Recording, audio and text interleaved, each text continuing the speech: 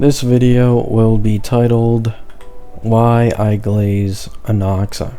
Right. I made a video around a day ago giving my top 3 value list for units in this game. 2 of them were dedicated to supports, the other one was dedicated to a DPS. The supports, not too many people had an issue with, but the DPS one, a lot of people had an issue with. And I'm not mad, I fully expected this. I knew I was going to make a follow-up video, and it's why I wanted to make that topic, so that I could even further explain my Anaxa pick, right?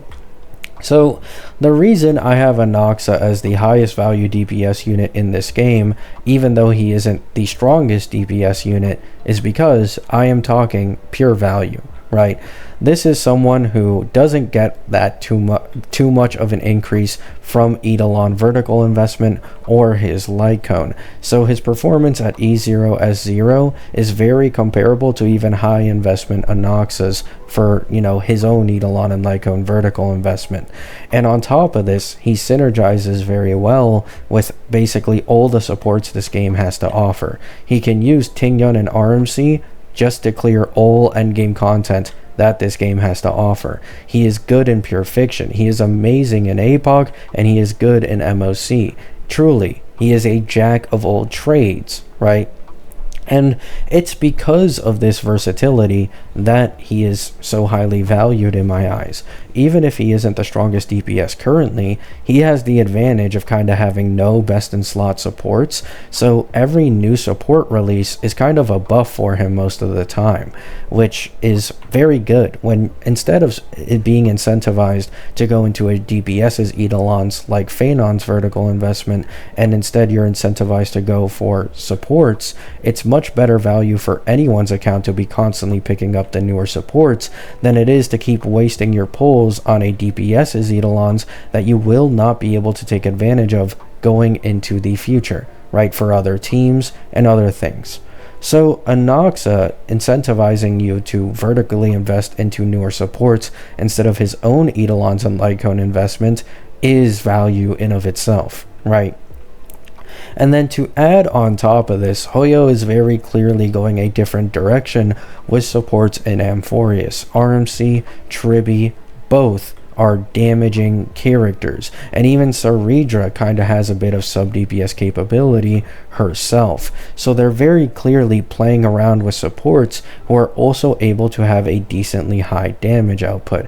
In fact, it's currently a hot topic about Wheelchair with Tribby and Hyacine because of it out damaging a lot of the version 2 DPS comps, and this probably just won't stop. This will probably continue to go and keep going and going, especially with Sirene in 3.7. Story spoiler in 3 seconds. 1, 2, 3. Sirene is a throne level emanator. The first throne level emanator we will ever see in this game, and so she is very likely to be the strongest support in the entirety of the game, since that is how HSR works. The stronger you are in lore, the stronger you are compared to the previous characters that have released, right? So Sirene has a very, very high chance of being a sub DPS support, and I would not be surprised if she even ended up being a stronger sub DPS support than Tribby. And so now that you see this, Anaxa is better value, right? Cassie, you don't really replace Hyacine in her team, right? Phaenon, he has his premium team. Likely no one on that team is going to be replaced for a long time to come because of the synergy. While Anaxa gets increasingly better and better as newer supports release, since he doesn't really have a specific best in slot.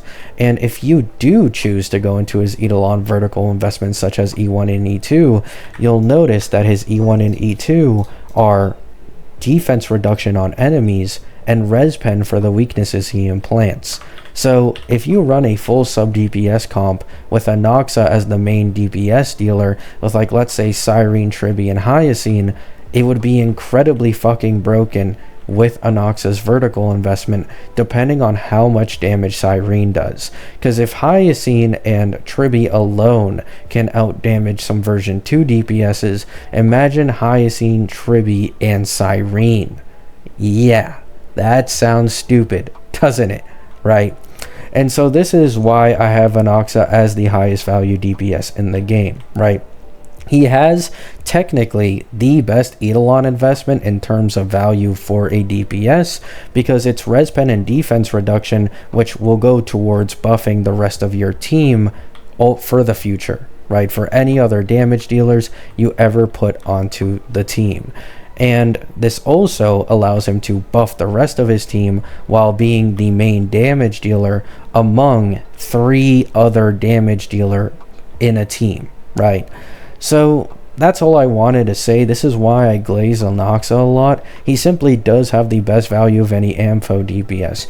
Cassie is kinda close, but the thing is, Cassie's 20% res pen when she has her field up is only active if she purposely doesn't explode the dragon. And exploding the dragon is a very, very significant part of her damage output. Anaxa really doesn't lose anything at all by continuously getting sub DPS supports, as it doesn't hinder any of his kit, right? He can keep spamming skill, he can keep implanting, he can keep putting defense reduction on enemies with his light cone, and this buffs the rest of his team while himself also being able to do very good damage.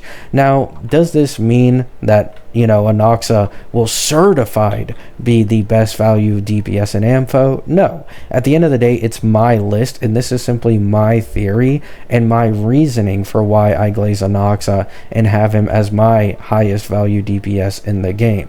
However, I think that making this video may be able to help some people see why I said what I said. There isn't anyone who is as synergistic with basically any support in Amphorius as Anaxa is.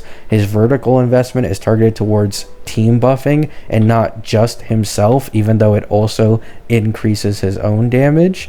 And so this is highly valuable if we start going into a meta where sub DPS supports are now doing near the same level of damage as hyper carry version 3 DPS teams. Anaxa would be amazing to put in there, especially if you have his Eidolon investment, right? So that's all I wanted to say in an Anaxa Glaze video. Love you all. Hope you have a great day. Hope you have a great night. Peace out. So just going to quickly add this in here so I can hit the 8-minute mark. You know, the Hosho Marine wallpaper and everything. I was originally going to post actually a Phanon First Thoughts video, but I think I'll leave that one for tomorrow because it's like also 20 minutes long, or like 15 or something. So I didn't feel like uploading 2 15-minute videos back to back. And so, yeah, just wanted to make this Anaxa Glaze one real quick. I really do think he'll probably age the best, unless March ends up also having like some crazy teen buffs or something.